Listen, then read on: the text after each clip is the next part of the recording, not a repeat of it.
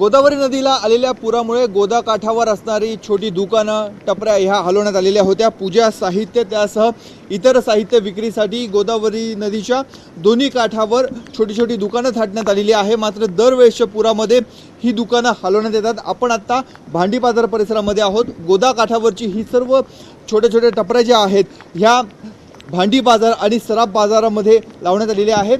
त्याचबरोबर या ठिकाणी देखील 2 ते 2.5 फुटापर्यंत पाणी होतं। इथली जी दुकानं आहेत या दुकानांमध्ये देखील पाणी शिरलेलं होतं आणि आता आपण बघतोय सकाळपासूनच जे व्यावसायिक आहेत ते आलेले आहेत आणि त्यांच्याकडनं आपल्या दुकानांची साफसफाई केली जात आहे। संपूर्ण दुकानामध्ये आपण बघतोय गाळ चिखल जमा झालेला आहे। इथे देवदेवता त्याचबरोबर इतर पूजा साहित्य विक्रीचं हे दुकान आहे।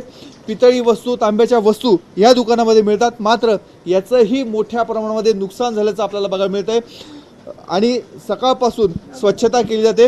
दुकानाचे मालक आपल्यासोबत आहेत। काय परिस्थिती होती काल? कुठपर्यंत पाणी होतं? दुकानात 2 फुटापर्यंत पाणी होतं। अचानक अर्धा एक तासामध्ये भरपूर पाणी आलं हो आणि सगळं गाळ वगैरे भरून फर्निचर वायरिंग सगळं खराब झालं।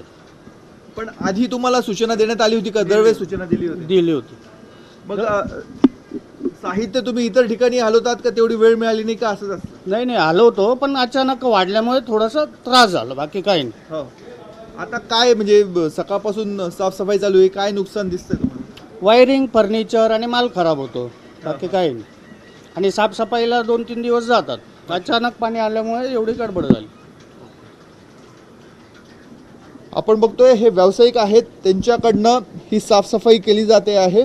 दरवेळेस गोदावरी नदीला पूर येतो आणि या पुरामध्ये इथल्या दुकानांचं अशाच पद्धतीने नुकसान होतं। मात्र यंदाच्या मोसमातला हे सर्वाधिक पाणी होतं, त्यामुळे मोठ्या प्रमाणामध्ये नुकसान झालेलं आहे। इथून पुढच्या बाजूला सराफ बाजार आपल्याला बघायला मिळतो आहे आणि या सराफ बाजारामध्ये देखील पाणी शिरलेलं होतं। हे जे छोटे छोटे टपऱ्या आहेत या सध्या रस्त्यावर ठेवण्यात आलेल्या आहे। जोपर्यंत पुराची पातळी पूर्णपणे कमी होणार नाही त्यानंतर ह्या टपऱ्या ज्या ठिकाणी होत्या त्या ठिकाणी पुन्हा एकदा स्थापित केल्या जातील। तोपर्यंत इथल्या नागरिकांचा उदरनिर्वाहाचा प्रश्न हा देखील निर्माण होणार आहे। कॅमेरामॅन मयूर बारगेजेसह मुकुल कुलकर्णी, एबीपी माझा, नाशिक। एबीपी माझा, उघडा डोळे बघा नीट।